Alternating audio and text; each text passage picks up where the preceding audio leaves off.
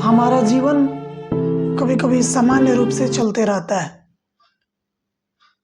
लेकिन परिस्थितिवश कभी कभी बीच में ऐसा कुछ ब्रेक लग जाता है जिससे हम क्या, हमारे आसपास का समाज, हमारा गांव, हमारा पंचायत और हमारा शहर, और कभी कभी ये घटनाएं इतनी बड़ी हो जाती हैं कि हमारा राज्य और हमारा देश तक परेशानी में पड़ जाता है। और जब उसका बहुत सर्च होता है, खोज होती है, तो अंत में पता चलता है कि ये एक खुद से की गई षड्यंत्र थी, या समझिए कि कुछ नाराज़गी थी जिसके कारण हमने ऐसा किया। लेकिन क्या कोई ऐसा न्यूज़ या ऐसी खबर जो हमारे पूरे देश को उलझा कर रख दे? आज हम ऐसे ही एक घटना का जिक्र करने जा रहे हैं जो पिछले लगभग रक्षाबंधन के दिन से, यानी 7 तारीख से बहुत ज़्यादा फेमस थी। नमस्कार दोस्तों, मैं आपका राहुल के श्रीवास्तव आज एक सच्ची घटना को आप लोगों के बीच में लेकर आया हूँ, जो पिछले 12 दिनों से, यानी 7 अगस्त से हमारे पूरे सोशल मीडिया के लिए अनसुलझी एक पहेली बनी हुई थी। और हमारे तमाम जितने भी पुलिस अधिकारी थे, सीआरपीएफ थे, और हमारे जितने भी सर्च एजेंसियां थी, वह सब उनके पीछे पड़ी हुई थी।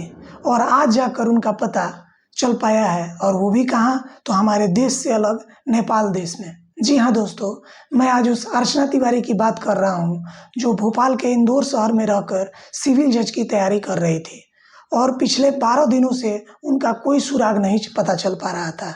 लेकिन आज हमारी सर्च एजेंसियों के हाथ उनका लोकेशन ट्रैक हुआ और वह नेपाल में मिल चुकी हैं। और जब तक यह न्यूज़ आप लोगों के बीच में आएगा, तब तक अर्चना तिवारी आप लोग के सामने होंगी, शायद कैमरे पे होंगी, और अपनी सच्चाई अपनी आवाज़ में आप सबों के बीच में रखेंगी। और किसी भी लड़की के ऊपर हम कोई भी आरोप नहीं लगा सकते बिना उनसे जाने और बिना अपने सर्च एजेंसियों के द्वारा उनका जो भी है कहानी वह सामने लाया जाएगा और आप लोग को पता चल जाएगा। लेकिन तमाम तरह के सूत्रों से पता चल रहा है कि वह अपने एक सोशल मीडिया फ्रेंड के साथ नेपाल चली गई थी, और उसमें वो खुद शामिल थी, और जानबूझ के उन्होंने अपने आप को गायब किया था। और उनका आखिरी लोकेशन जो है वह भोपाल के आसपास मिला था, जो मध्य प्रदेश में है।